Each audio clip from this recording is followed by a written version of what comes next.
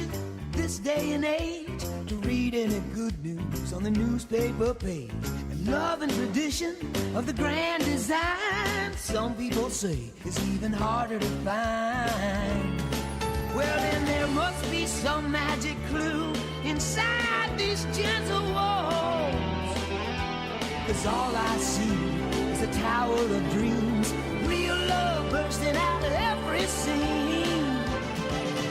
As days go by, we're gonna fill our house with happiness. The moon may cry, but we'll smother the blues with tenderness.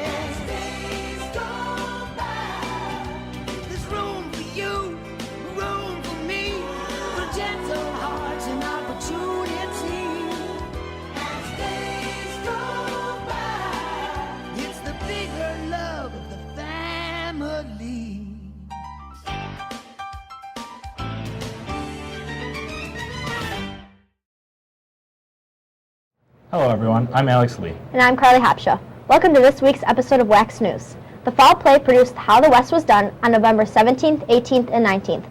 The production was filled with exciting drama and humorous sense of Hollywood's old Western movies. The character Richard Coldheart wants to marry Polly Wanda Cracker to gain control of the Cracker property.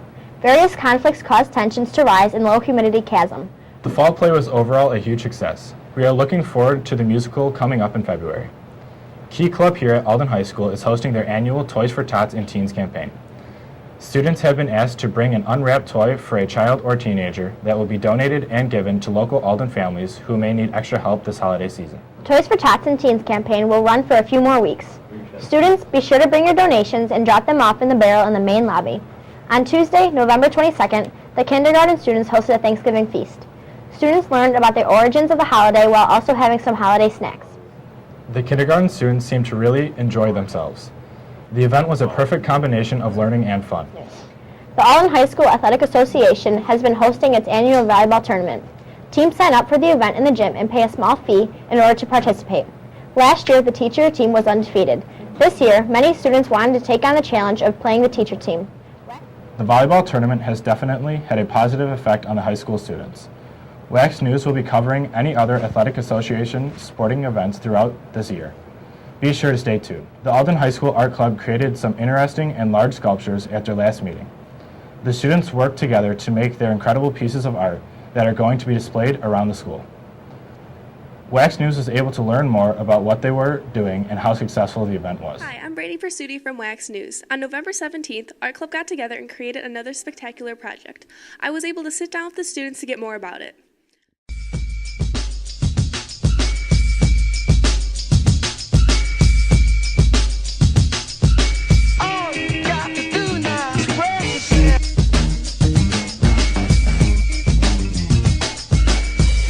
So, the extremely weird thing that you could see right now without any prior context is a art club project where we basically construct a type of sculpture of a body by first covering in saran wrap as to not burn the person when we put tape on them, and then we cover them up with tape to create a sculpture of the human.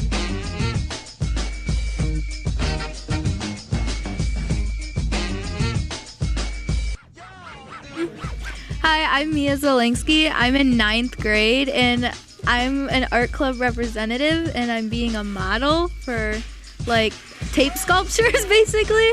And it's kind of really weird because like you can't move that much, very limited, but overall I love it.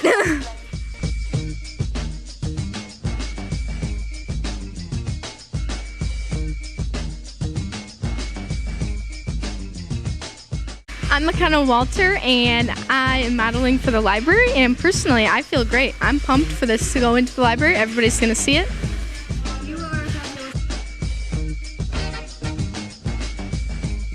So I think this has been a pretty interesting project we've been doing. I've been in art club for a few years now, and I've got to say that this is probably one of the most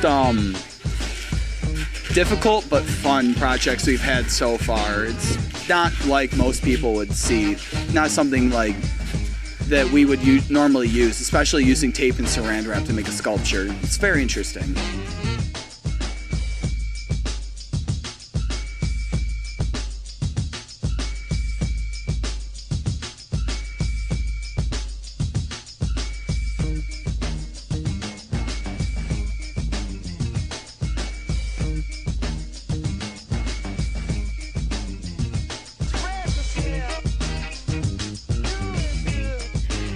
And that concludes this segment of the Art Club meeting. If you're ever interested in anything like this, it's never too late to sign up. Clearly, Art Club has been working very hard this year. The students really seem to enjoy themselves while making their projects. Art Club has a lot of exciting events planned for the rest of the year. You can be sure to check it all out right here on WACS News. Earlier this month, the high school Donate Life Club went to the unit's headquarters in downtown Buffalo. The students were given tours of the facility and were able to see how it was run. The students also listened to speakers that told them about how important giving the gift of life is. Hi, I'm Jordan Lois from WACS News, and today we are here at the unit's headquarters for the Donate Life field trip. Let's take a look inside. My name is Lorraine Stahl, and we take care of making sure all the blood that is donated is accounted for, tracked, and produced into its usable parts. We do not transfuse whole blood as a rule anymore, so what we have to do is make sure that what was collected out at your school or wherever, it comes in here and we make sure that it is, number one, on ice like it is supposed to be, because we need to be cooling it down to storage temperature, which is 2 to 6 degrees centigrade.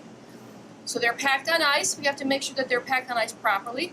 We bring them out, lay them all out, and we make sure that the numbers on the piece of paper that came with that cooler has the same numbers. Everything is accounted for. Once everything is done there, we bring it over to our computers. We are considered headquarters, so we have to tell our computer system that this blood has now arrived.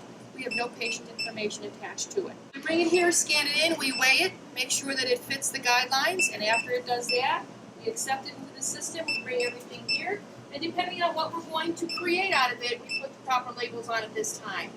Because we're not transfusing whole blood, we need to spin these units down. This is going to be spun at 4,200 RPMs. That creates a lot of heat.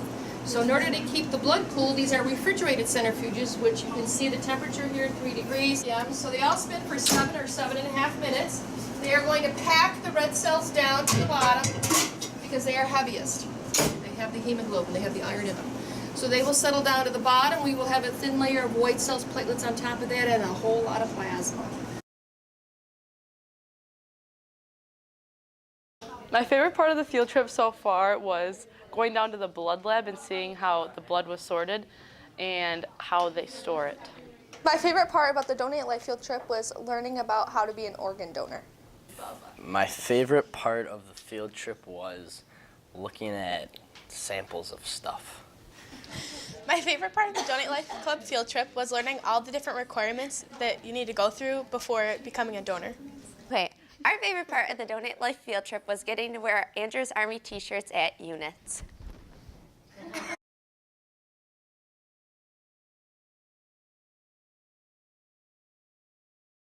The students really seemed to learn a lot while they were there. The Donate Life Club will be hosting their annual Donate Life Week in March that will help benefit units. Now it is time for this week's installment of In the Halls. I asked students what they thought about the popular health concern of GMOs.